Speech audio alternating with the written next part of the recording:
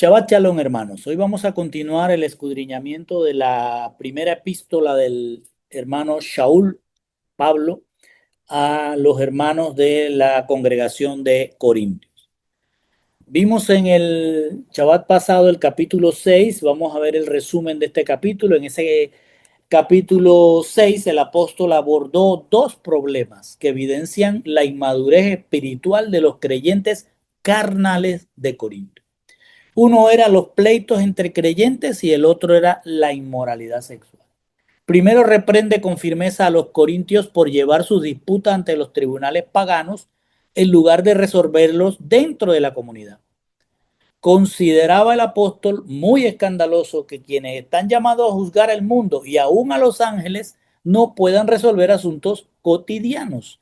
Por ello afirma que sería preferible sufrir la injusticia antes de dañar el testimonio de la buena nueva con pleitos públicos entre hermanos.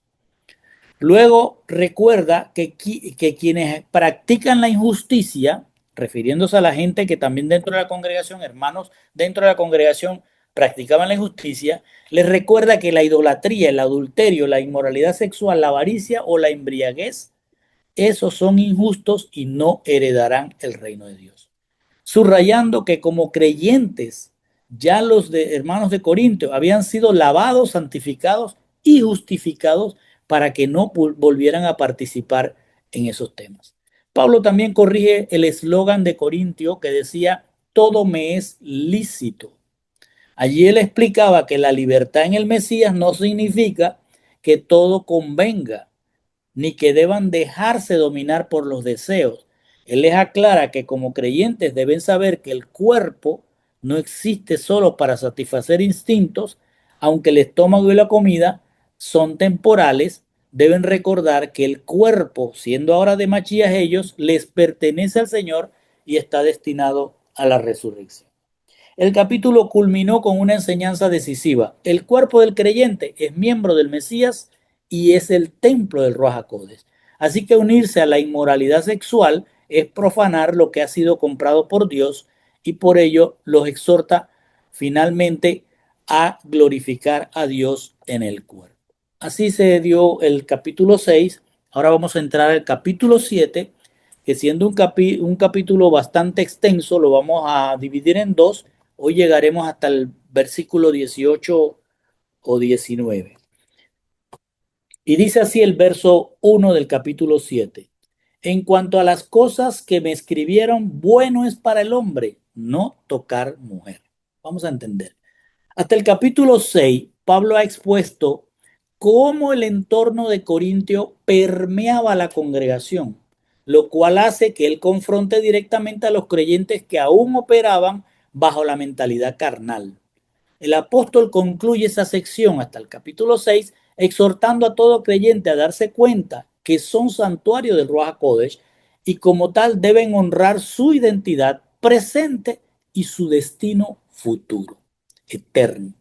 A partir del capítulo 7, el apóstol cambia el tono para responder a una carta que recibió de la congregación con preguntas que parecen venir de creyentes que buscaban madurar espiritualmente. Pablo inicia sus respuestas a esa carta diciendo, en cuanto a las cosas que me escribieron. La carta parece venir de aquellos creyentes que enfrentaban el dilema de cómo vivir en una sociedad de la que habían sido rescatados espiritualmente, pero en la que aún coexistían físicamente.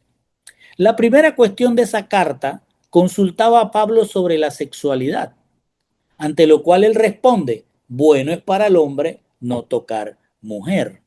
El verbo griego haptomai, que significa tocar, era un modismo de la época para referirse a las relaciones sexuales. Es muy probable que ante el caos moral de la ciudad de Corinto, algunos sectores de la congregación estuvieran adoptando un ascetismo extremo.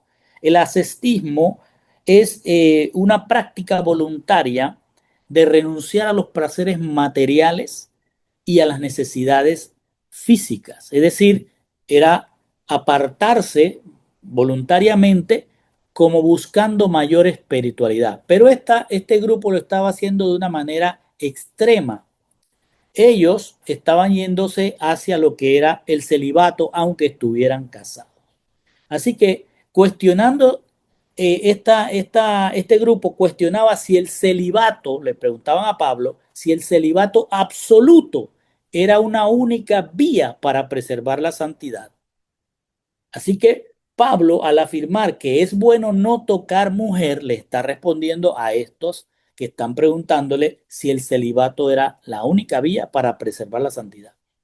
Pablo con su respuesta no invalida el diseño divino de Génesis 2:24, que ni tampoco prohíbe el matrimonio. Ya Pablo había hablado del matrimonio y de Génesis 2:24, donde se dice que la pareja es para un solo cuerpo. Su enseñanza subraya que el matrimonio es bíblico, eso es lo que había explicado ya Pablo, y que la unión sexual crea una identidad de un solo cuerpo en la pareja, estableciendo una responsabilidad para edificar una familia con propósito de ser de Mashiach. En síntesis, la respuesta de Pablo a quienes buscaban una espiritualidad superior mediante el no tocar mujer es equilibrada. Él dice, es bueno, pero al decir es bueno, presenta la soltería y el celibato como opciones honorables para quienes desean dedicarse plenamente al servicio del Señor sin las distracciones y responsabilidades de la vida conyugal.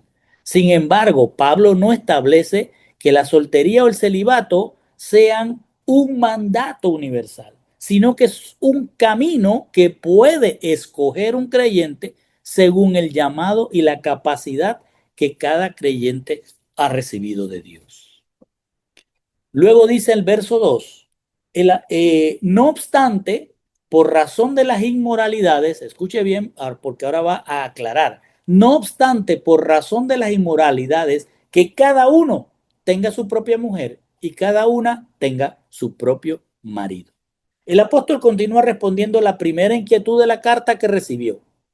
Al responder que el no tocar mujer es bueno para servir al Señor sin la presión de la responsabilidad matrimonial, ahora pasa a aclarar lo que ha dicho y va a introducir una corrección a la expresión que él ha dicho de que es bueno no tocar mujer.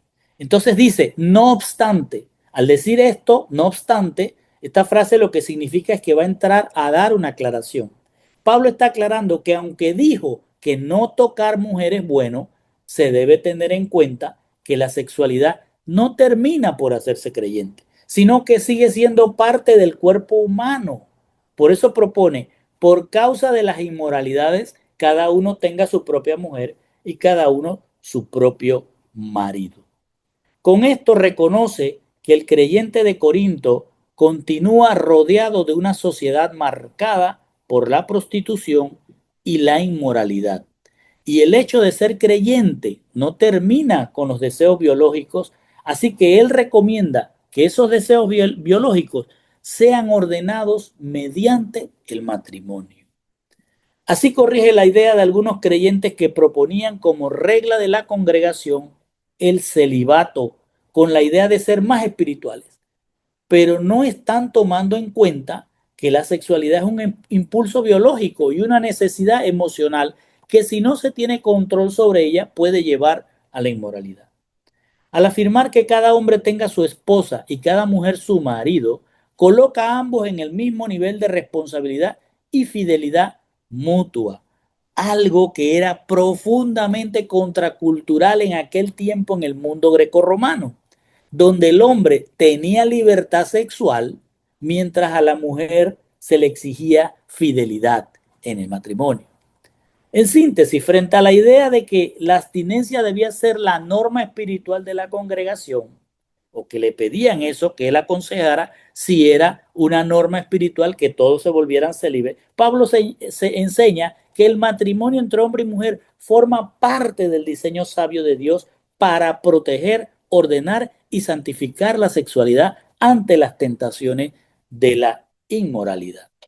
Dice el verso 3:4 que el marido cumpla su deber para con su mujer e igualmente la mujer la cumpla con el marido. La mujer no tiene autoridad sobre su propio cuerpo sino el marido. Y asimismo, el marido no tiene autoridad sobre su propio cuerpo sino la mujer. Vamos a entender esto. Pablo ha afirmado que el celibato es un don de que cada creyente debe discernir, pero quien no lo tiene, debido a la realidad de las inmoralidades de Corintio, debe casarse conforme al diseño de Dios. Ahora explica cómo debe vivirse la intimidad dentro del matrimonio. Y dice que el marido cumpla su deber con la mujer e igualmente la mujer con el marido.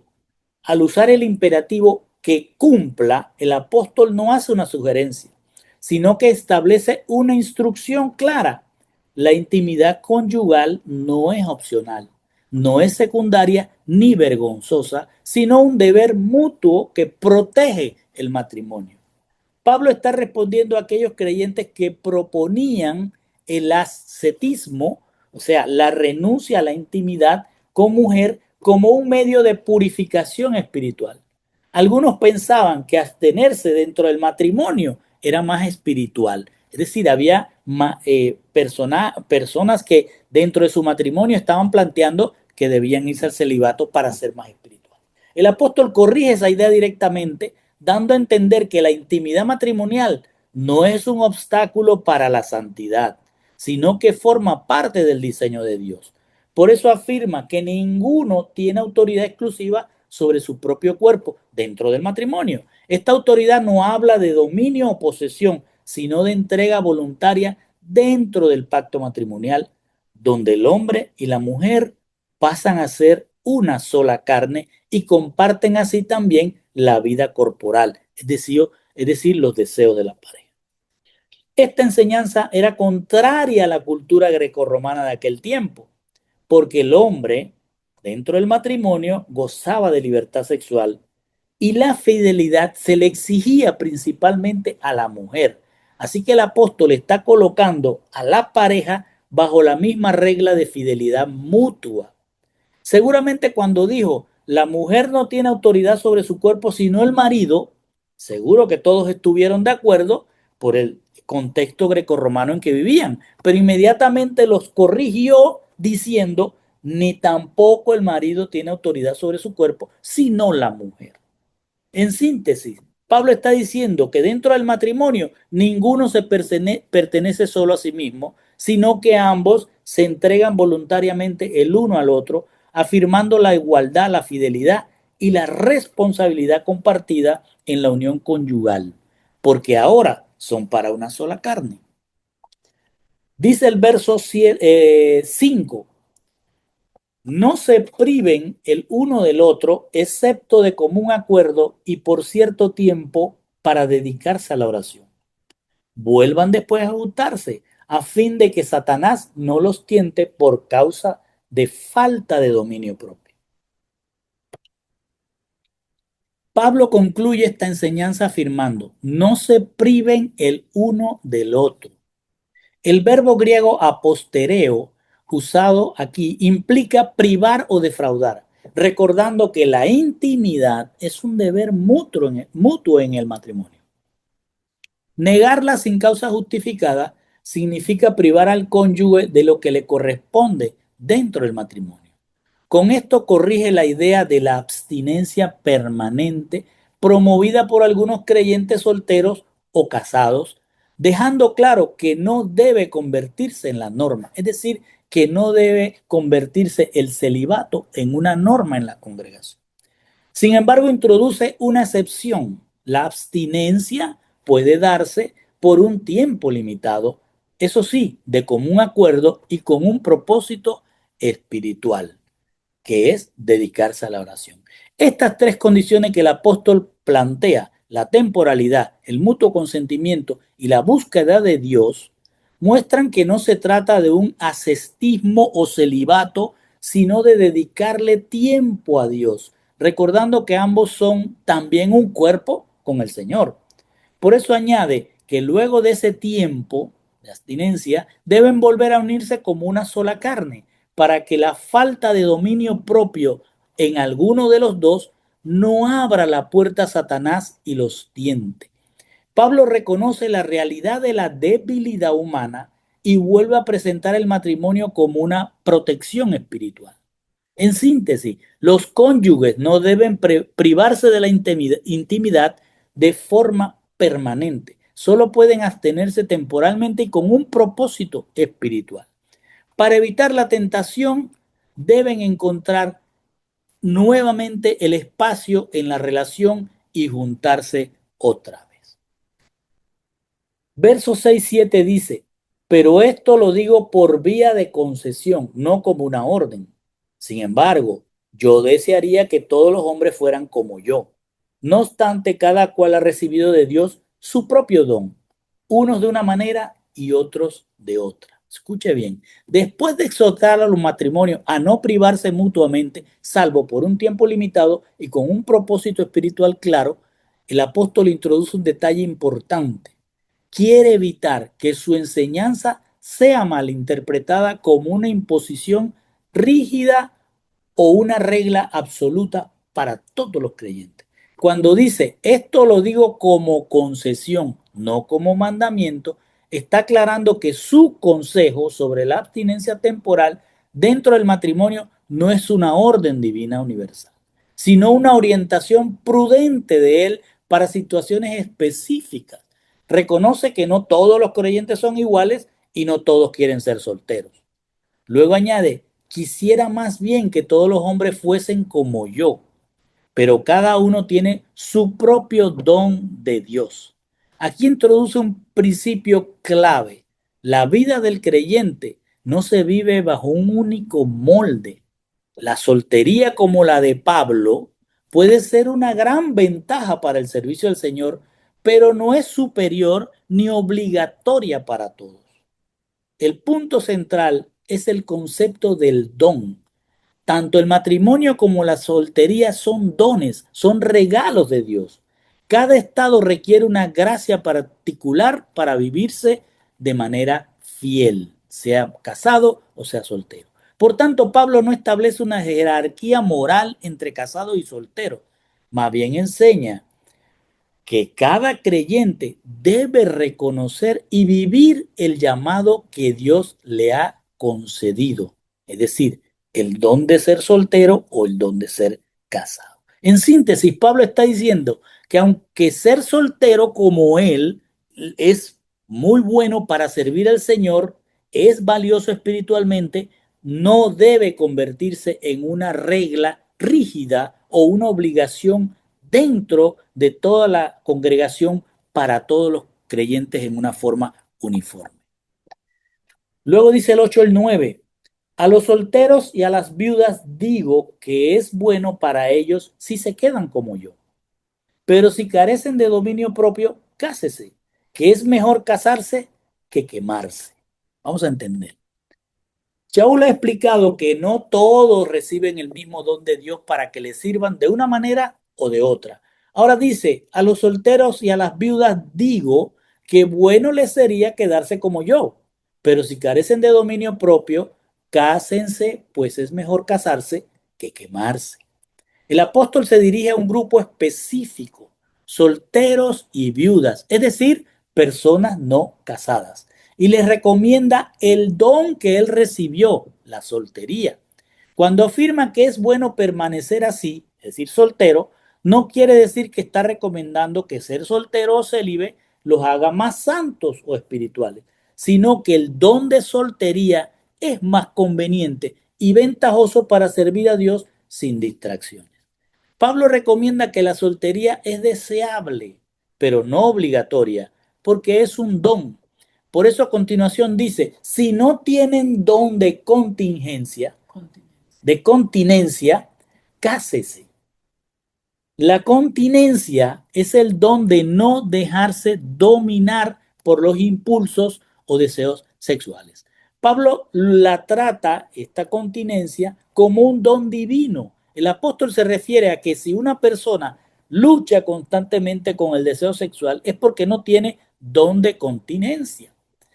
Por lo tanto, su vida no tiene paz viviendo en soltería. Entonces no debe forzarse a permanecer soltero o soltera, sino que debe casarse sin sentir culpa de que ha fracasado espiritualmente, porque sin el don de la contingencia o continencia puede caer en tentación, por lo que es mejor que se case en vez de quedarse soltero con Pablo.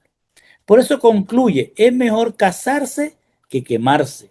La expresión quemarse describe una pasión sexual intensa y la lucha constante con la tentación. Pablo no está demonizando el deseo sexual. Él reconoce que es parte de la creación, como está escrito en Génesis 1:28. Por eso les dice, cásate porque el matrimonio es el lugar legítimo donde ese deseo puede expresarse santamente. Y dice el verso 10:11, a los casados instruyo, no yo, sino el Señor, que la mujer no debe separarse del marido, pero si lo deja, quédese sin casar, o de lo contrario, que se reconcilie con su marido y que el marido no abandone a su mujer. Pablo se dirige primero a los creyentes no casados, solteros y viudos, que pensaban que la soltería era más espiritual. Ahora responde a los creyentes casados. Dice, a los casados mando, no yo, sino el Señor, que la mujer no se separe del marido. Mientras que a los solteros Pablo les habló combinando consejo apostólico y la sabiduría de Dios, aquí subraya que está recordando una enseñanza directa de Yeshua sobre el matrimonio. No es una opinión personal de Pablo, sino que el matrimonio es una instrucción del Señor. Al decir que la mujer no se separe del marido, Pablo sustenta la instrucción de Yeshua sobre el matrimonio. Afirma que el principio de que los creyentes no deben divorciarse, al afirmar el principio de que los creyentes no deben divorciarse, menciona primero a la mujer, porque en el mundo greco-romano ambos podían iniciar el divorcio, no así según la Torá. La palabra separarse implica romper el pacto matrimonial ya establecido. No se refiere al noviazgo, sino a la unión que ya existe en una pareja como una sola carne. Luego añade, pero si se separa, es decir, si ese matrimonio de creyentes se separa, quédese sin casar o reconcíliese con su marido. No se trata de un castigo, sino de una pausa orientada a la reconciliación. Pablo no abre la puerta a un nuevo matrimonio tras la separación entre creyentes, sino a la restauración del vínculo. Puede haber, como dice Pablo, una separación, pero no debe convertirse esa separación en una ruptura definitiva del pacto matrimonial. Finalmente añade, y que el marido no abandona a su mujer. Está repitiendo el mandato en el sentido de que si son creyentes, ni la mujer deja al hombre, ni el hombre a la mujer. Ambos están igualmente comprometidos con la permanencia del matrimonio. En síntesis, la instrucción del Señor es que el matrimonio entre creyentes está diseñado para ser permanente y orientado a la reconciliación. Si ocurre una separación, el objetivo no es un nuevo matrimonio, sino la restauración del vínculo del matrimonio que existía. Dice el verso 12-13. Pero a los demás digo yo, no el Señor, que si un hermano tiene una mujer que no es creyente y ella consiente en vivir con él, no la abandone. Y a la mujer cuyo marido no es creyente y él consiente en vivir con ella, no abandone a su marido. El apóstol acaba de afirmar que el matrimonio entre creyentes debe ser un pacto permanente. Ahora responde a una nueva inquietud que le llegó en esa carta: los matrimonios mixtos, cómo tratarlos. Por eso dice, a los demás digo yo, no el Señor, que si un hermano tiene una mujer que no es creyente y ella consiente en vivir con él, no la abandone. Pablo ha ido avanzando por grupos en respuesta a la carta que recibió. Primero le respondió a los creyentes solteros, luego a los casados y ahora a los demás, es decir, a creyentes casados con incrédulos. Al decir yo digo, no el Señor, indica que Yeshua no trató directamente este caso de matrimonios mixtos durante su ministerio terrenal, porque habló en un contexto donde ambos cónyuges pertenecían al pueblo del pacto.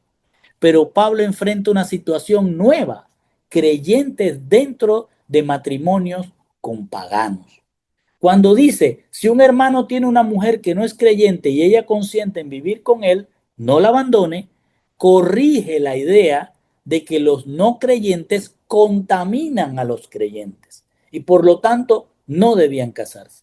Pablo se refiere a que la buena nueva no disuelve a los matrimonios existentes, los matrimonios mixtos. Si el incrédulo acepta convivir respetando que su pareja es fiel a Yeshua, el vínculo debe mantenerse. Y luego dice, y la mujer cuyo marido no es creyente y él consiente en vivir con ella, no abandona a su marido. Pablo presenta el caso inverso. Si es la creyente la que tiene un marido incrédulo que consiente en vivir con ella, tampoco debe separarse. El principio es el mismo para ambos. En síntesis, Pablo está diciendo, en los matrimonios mixtos, si el cónyuge es incrédulo y acepta vivir con el creyente fiel y el matrimonio permanece válido y la pareja sigue siendo una sola carne. Luego dice el verso 14, porque el marido que no es creyente es santificado por medio de su mujer y la mujer que no es creyente es santificada por medio de su marido creyente. De otra manera, sus hijos serían inmundos, pero ahora son santos. Vamos a entender. Ante la inquietud en la congregación de Corinto sobre la validez de los matrimonios mixtos, Pablo establece que si el cónyuge incrédulo consiente la convivencia, la unión permanece válida ante Dios. Ahora va a explicar el valor de esos matrimonios mixtos y les dice, porque el marido incrédulo es santificado en la mujer y la mujer incrédula en el marido. La palabra griega para santificado es agiazo, que significa apartado para Dios. No significa ser salvo. Ojo con esto. Santificado no significa que es salvo. El cónyuge no creyente no es redimido de sus pecados por la fidelidad de su pareja, sino que es introducido en una esfera de influencia espiritual y gracia divina. Estar apartado significa que el incrédulo tiene un acceso privilegiado al testimonio vivo de Mashiach que él está viendo en su pareja. Él observa de cerca cómo el cónyuge fiel administra el perdón ante las situaciones que se presentan en el matrimonio, cómo el cónyuge fiel administra las finanzas y el amor bajo la fidelidad de Yeshua. La preocupación de la congregación era la contaminación de los matrimonios mixtos. Los creyentes temían que estar casados con un pagano o con una pagana los hiciera impuros ante Dios. Pablo invierte la lógica. En el reino de Dios, la santidad es más contagiosa que la impureza. La presencia del Ruach HaKodesh en el creyente fiel protege la unión matrimonial mixta de ser corrompida por la incredulidad del otro. Para confirmar la legitimidad de estas uniones, Pablo señala el estatus de los hijos y les dice, de otra manera, esos hijos serían inmundos, pero ahora son santos. Está diciendo que los hijos de los matrimonios mixtos no son inmundos porque no están fuera del pacto que el padre o la madre, que son fieles a Mashiach, han adquirido con Mashiach. Y por tanto, están en la influencia de Ruach HaKodesh. Así que ahora son santos, es decir, apartados para Dios, gozando de una protección especial y de un crecimiento en un ambiente donde se testimonia la verdad. Esto, ojo, esto no asegura su salvación, pero sitúa a esos niños o a esos hijos en una posición favorable para responder a la palabra en el futuro. Y luego dice el verso 15 y 16, pero si el incrédulo se separa, sepárese, pues no está el hermano o la hermana sujeta a servidumbre en semejante caso, sino a paz nos llamó Dios.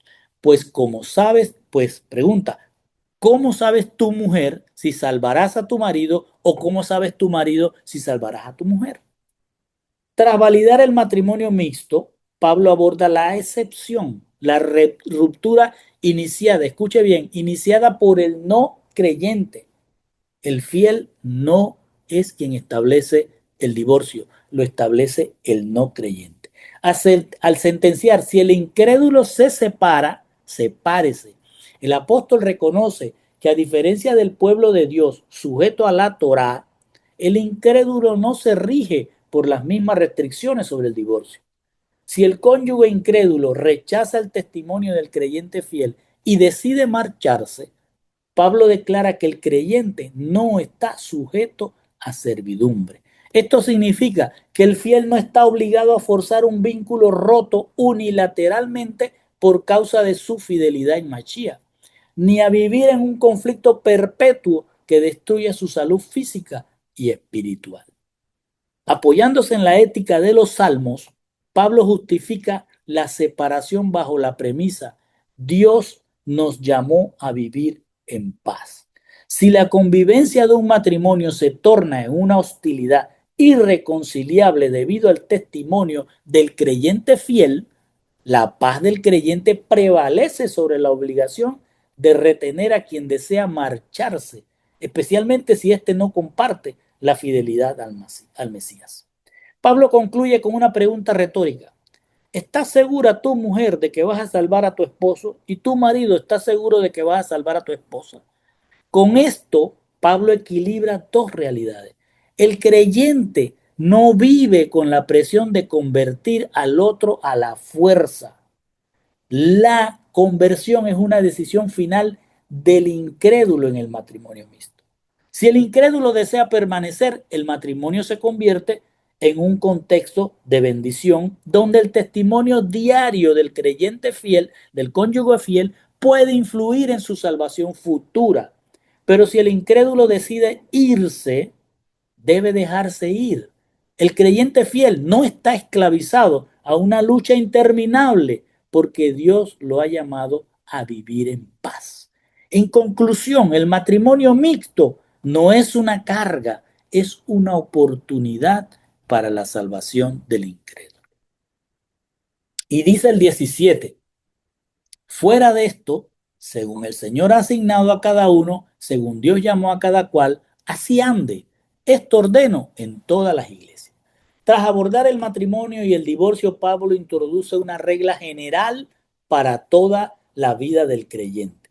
La fidelidad en la condición original del llamado, es decir, le va a hablar a todos. Con la frase, cada uno viva conforme a la condición que el Señor le asignó, el apóstol establece que las circunstancias de vida son distribuidas soberanamente por Dios. Al decir, como Dios llamó a cada uno, así haga, esto se los dice porque los creyentes de Corintio pensaban que la espiritualidad requería cambiar su estado de vida. Pablo les aclara que la vida de la que fueron llamados no es un obstáculo, sino la asignación donde Dios espera que des testimonio. Y les dice, esto ordeno a todas las congregaciones. Pablo está hablando de que el Señor ha puesto a cada uno de nosotros en un lugar y no tenemos que salir de ese lugar para que seamos salvos, sino que dentro de ese lugar tenemos que ser luz. En la congregación de Corinto había judíos circuncidados y gentes incircuncisos. Algunos pensaban que debían cambiar su identidad cultural para ser más espirituales, es decir, de ser gentil a hacerse ahora judío. Ante esto, la orden de Pablo para todas las congregaciones era: la circuncisión nada es y la incircuncisión nada es, sino guardar los mandamientos de Dios. Pablo instruye, ni el judío debe borrar su identidad, ni el gentil debe judaizarse mediante la circuncisión ritual. Con esto Pablo enseña que la madurez espiritual no radica en alterar la identidad étnica o cultural para parecer más santo.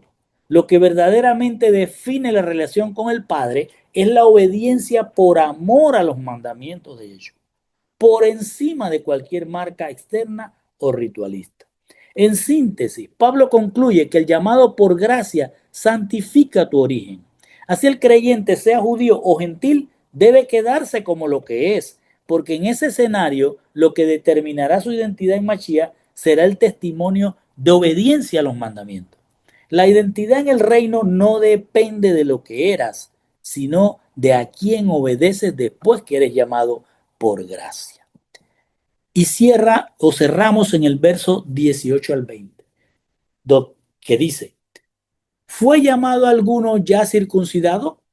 Quédese circuncidado. ¿Fue llamado a alguien estando incircuncidado? No se circuncide.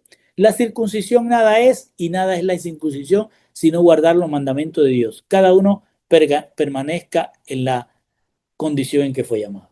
Pablo aclara que ante Dios la circuncisión ritual carece de valor para la salvación eterna, sea judío o sea gentil.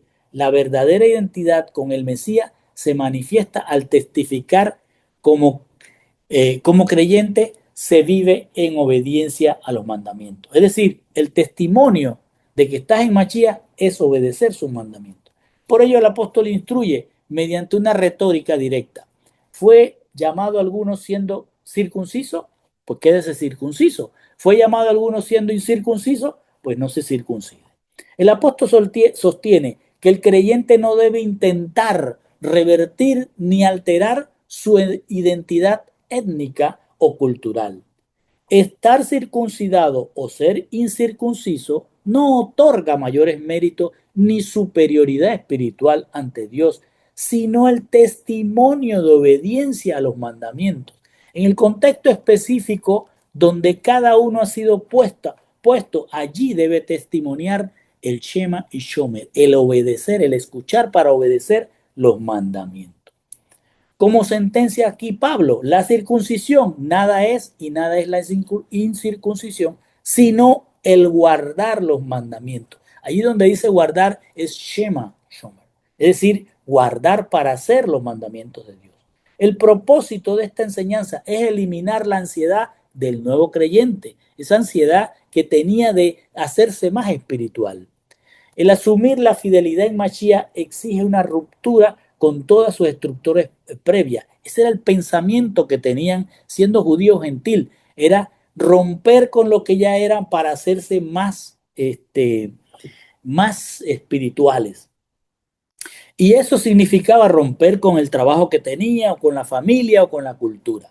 La respuesta de Pablo ante esa inquietud por cambiar la identidad que traían es contundente. Él les dice, a menos que una situación sea intrínsecamente pecaminosa, es decir, que si donde vives el pecado es tan fuerte, entonces sí tienes que ver cómo cambias. Pero si no es así, intrínsecamente pecaminosa, el fiel debe permanecer en esas condiciones, permitiendo que la luz del Mesías brille allí donde está. Por eso concluye, cada uno permanezca en la condición en que fue llamado.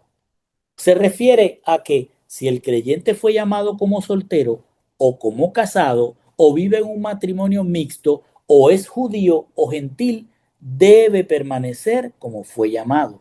La permanencia es un llamado a la paz y a la estabilidad. Elimina la ansiedad por cambiar lo externo y enfoca la energía del creyente en lo eterno.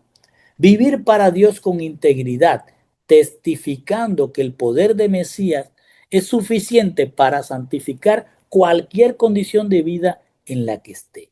Pablo concluye hasta aquí que la clave no es cambiar quienes somos exteriormente, sea nuestro estado civil o nuestro origen, sino obedecer los mandamientos de Dios.